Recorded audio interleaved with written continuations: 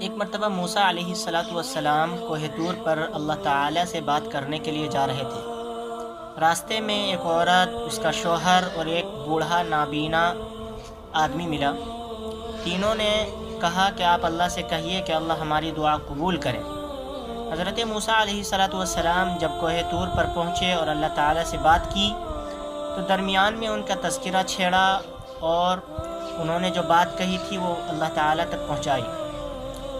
اللہ تعالیٰ نے حضرت موسیٰ علیہ السلام سے کہا کہ اے موسیٰ جاؤ اور ان تینوں سے کہو کہ میں تمہاری ایک ایک دعا قبول کروں گا، جو تم مانگنا چاہتے ہو مانگ سکتے ہو۔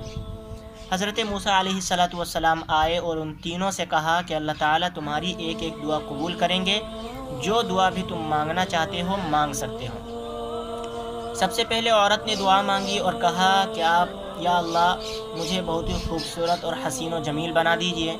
تو اللہ تعالیٰ نے اس کی دعا فوراً قبول کی اور وہ اسی وقت خوبصورت، حسین اور جمیل بن گئی، اور اس نے شوہر کو چھوڑ دیا یہ کہہ کر کے کہ اب تم میرے مقابل میں نہیں ہو، تم کہاں اتنے کالے اور میں کہاں اتنی خوبصورت، حسین اور جمیل۔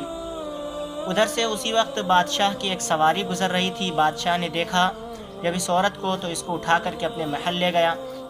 شوہر کو اس بات سے بڑا غصہ آیا کہ جو عورت میرے ساتھ زندگی بھر رہی، تھوڑی سی خوبصورتی آنے پر وہ مجھے چھوڑ کر چلی گئی اور مجھے ناکارہ اور بیکار کہنے لگی۔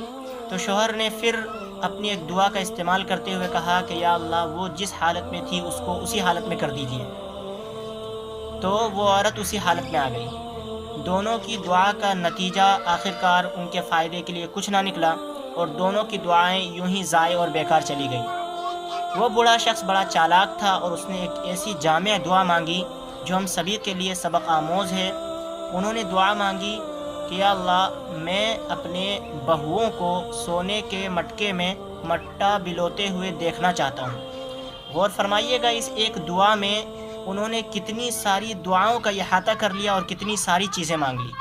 سب سے پہلے تو اس نے کہا کہ میں اپنے بہوؤں کو، اور وہ بوڑھا ہو چکا تھا لہٰذا جوانی مانگ لی تاکہ میرا بیٹا ہو اور پھر ان کے ازواج اور ان کی بیویاں میری بہو بنیں۔